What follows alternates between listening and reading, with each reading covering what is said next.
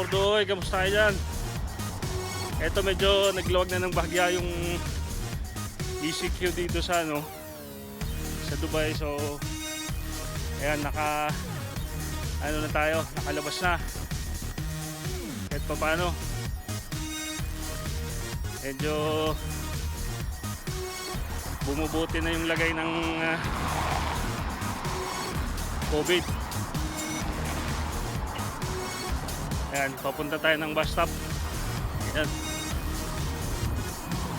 pat tayo. Dahan-dahan na rin nagbubukas mga negosyo dito.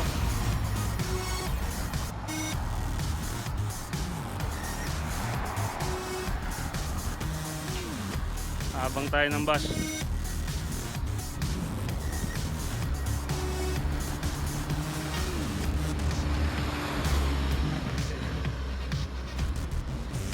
Tayo.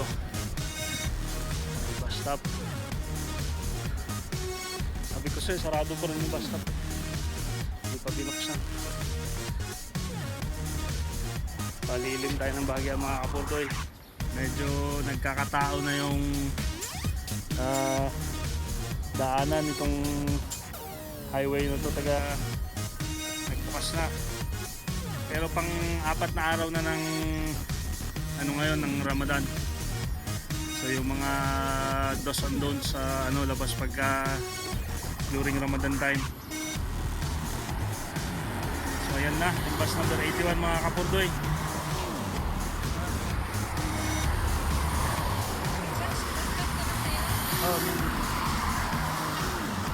Sakay na tayo. Okay. Sa gitna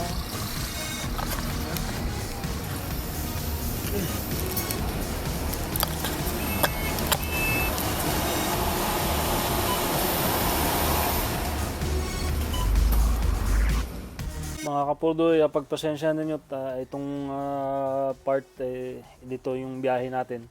Naka fast forward na to para hindi ko naman mabawas gaano yung oras ninyo sa panonood.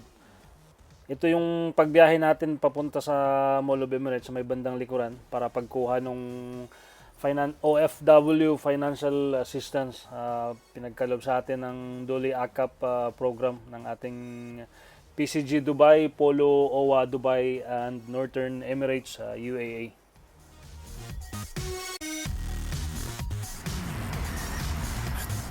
Mga kapurdoy, kababalan natin ng bus. Check natin kung bukas na ba rito.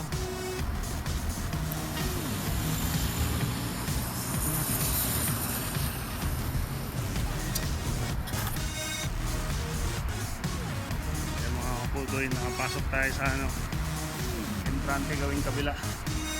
Itong pinaka galing sa bus stop.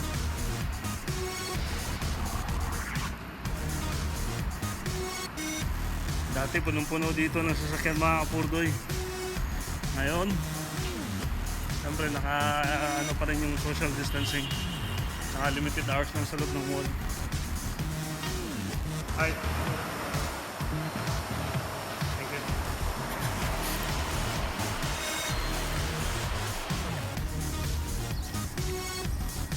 Yan mga kapurdoy, kung may nakakilala sa inyo nung punong to,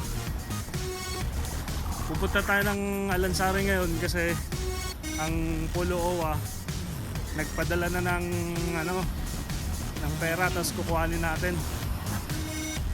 Nag-apply kasi tayo mga kapurdoy ng assistance dahil wala nga tayong trabaho, di ba?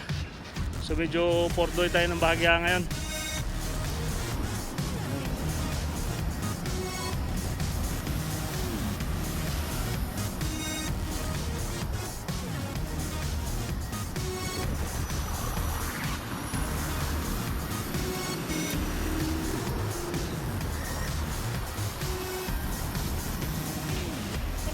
Ha?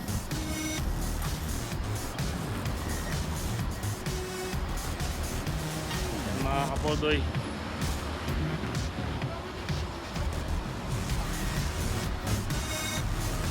pasok tayo Alansari mga kapurdoy. And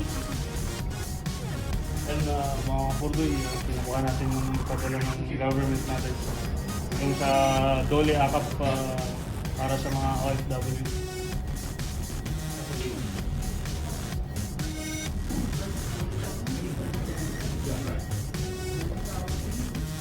Ayan mga kapurdoy, kung nakikita ninyo, nakalagay sa Consulate General of the Philippines Labor Office, United Arab Emirates. Binuha na natin ngayon. Lansari tayo. Kasumpero. Ano? 500. 700. 20. 30. 730 yung nakalagay dito. 730 dirhams po yan. Okay, maraming salamat po sa ating government saka sa consulate natin. Saka sa lahat ng mga tumulong para makakuha tayo ng financial assistance.